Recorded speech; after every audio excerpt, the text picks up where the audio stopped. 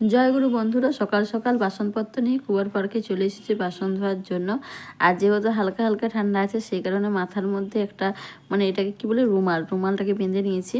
তো আমি কালকে রাতে মাথায় তেল দিয়েছি আর কি। তেল রাত্রেবেলায় মাথায় যেহেতু নিয়েছি, একটু ঠান্ডা ঠান্ডা লেগে গেছে। আর রাতে চিকেন হয়েছিল রান্না, সেই কারণে কড়াইটা আবার ধুতে হবে। সকালে দুপুরে রান্না করে ধুয়ে রেখেছিলাম ঠিকই, কিন্তু রাতে যেহেতু চিকেন এনেছিল, সেহেতু চিকেন রান্না করলে কড়াইটা আবার মশলাপাতি লেগে গেছে। রান্না করলে তো ধুতেই হবে।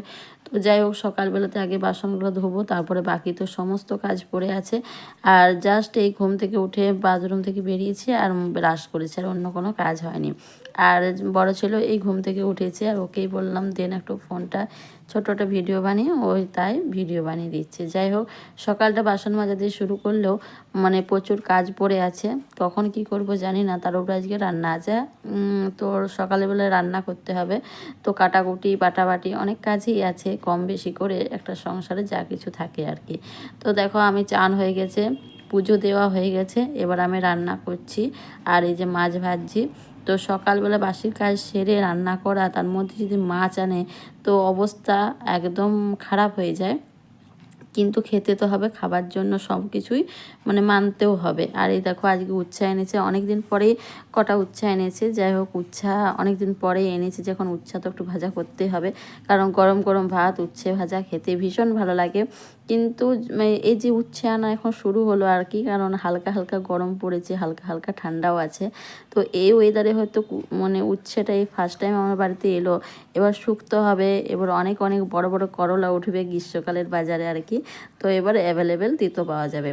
তো এই সময়টা আবার নিম পাতা খেতে ভীষণই ভালো লাগে, কিন্তু নিম পাতা এখনও বাজারে ওঠেনি আর কি, পাতা বেরোয়নি হয়তো, সেই কারণে নিম পাতাটা এখনও আমার বাড়িতে ঢোকেনি।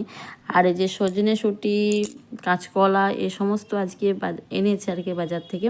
বাজার ছিল আমার, তাও সত্ত্বেও আজকে বাজার থেকে এগুলো এনেছে, তাই কি শুক্তো বানাবো। আর আলু এনেছে, ব্যাগের মধ্যে আলু আছে, 3 কিলো আলু এনেছে।